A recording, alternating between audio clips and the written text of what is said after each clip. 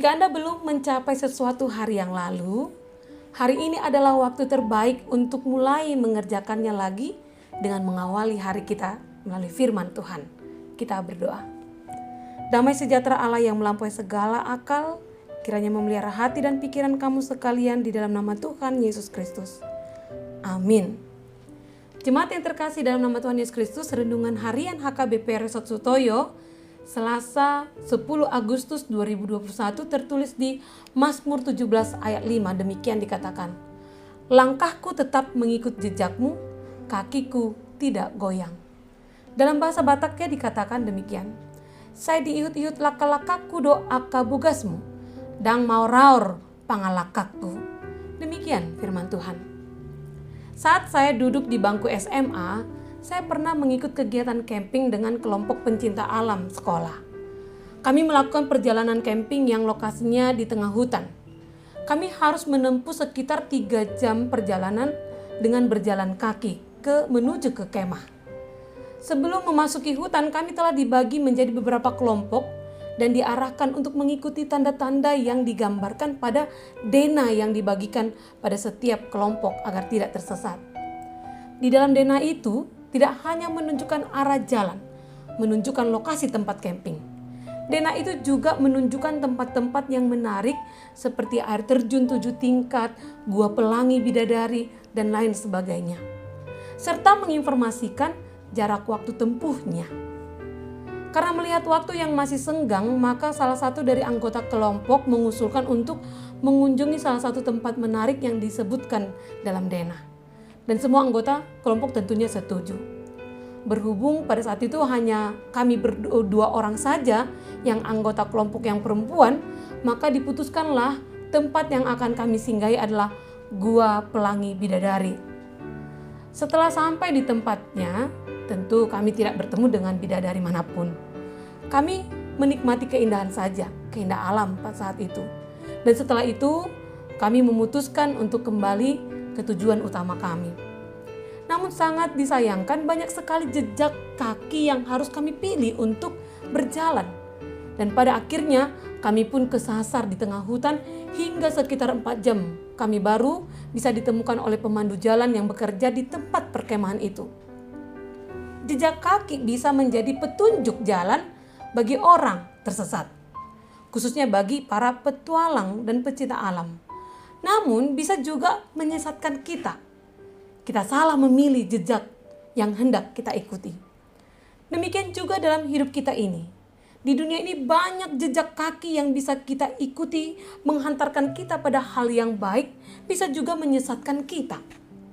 Perilaku buruk para publik, figur, pejabat, politisi, dan orang-orang agamawis yang munafik, mengidolakan figur-figur tersebut bisa jadi menjadi sesuatu yang menyesatkan hidup kita.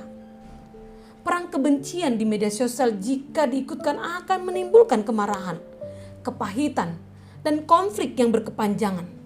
Pengajaran dan informasi yang bertebaran di dunia maya dan teknologi bisa turut mengantarkan kita juga pada jejak yang baik dan jejak yang menyesatkan. Oleh karena itu, bagaimana kita menentukan langkah kita? Melalui firman hari ini kita diingatkan oleh Daud untuk mengikuti jejak kaki Tuhan.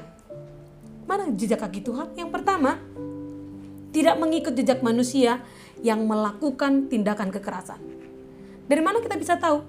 Tentu dari firman Tuhan yang mengajarkan tentang kasih-Nya. Semakin kita memahami firman Tuhan, semakin kita bisa membedakan mana jejak yang benar dan mana jejak yang salah. Dan yang kedua, tetap mengikut jejak Tuhan. Melalui firman-Nya kita bisa memahami kemana Tuhan melangkah. Setiap kasih-Nya, teladan-Nya, perintah dan kehendak-Nya, semua itu menunjukkan jejak-Nya. Mengikut jejak kaki Tuhan membuat kehidupan kita semakin kuat, sehingga tidak mudah goyah oleh berbagai masalah dan tekanan yang mendera. Jika Anda gemar bermain catur, Anda tentu tahu bahwa Anda harus bisa memikirkan dan memperkirakan beberapa langkah ke depan, termasuk alternatif-alternatif atau kemungkinan-kemungkinan yang akan terjadi. Satu langkah bidak yang salah bisa membuat Anda kalah, dan sebaliknya, satu langkah yang tepat bisa membuat Anda menang. Seperti itulah kira-kira gambaran dari langkah yang kita jalani dalam hidup ini. Ada jumlah kemungkinan yang tidak terbatas dalam setiap langkah, dan itu membuat hidup menjadi sangat menarik dan penuh dengan tantangan. Jika demikian, Anda tentu sepakat dengan saya bahwa setiap langkah yang diambil harus benar-benar diperhatikan dengan pertimbangan yang matang. Jangan gerasak-gerusuk, jangan terburu-buru, dan jangan pula asal-asalan.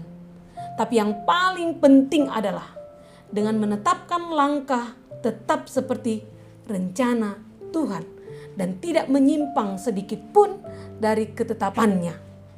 Itulah yang hendak disampaikan oleh firman Tuhan yang menjadi renungan kita hari ini.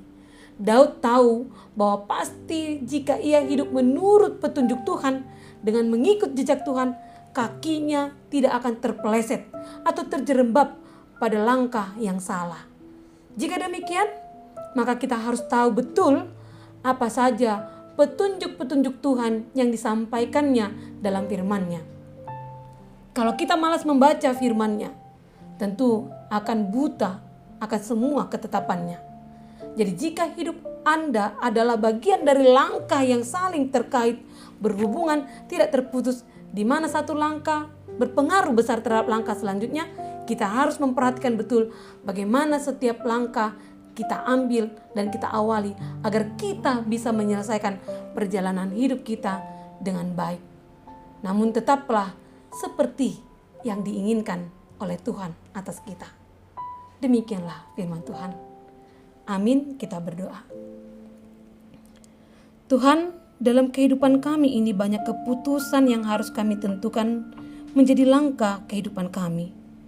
Biarlah kiranya firman-Mu menerangi hati, pikiran dan tindakan kami dalam hidup ini, agar kami senantiasa berjalan sesuai dengan tuntunan kasih-Mu.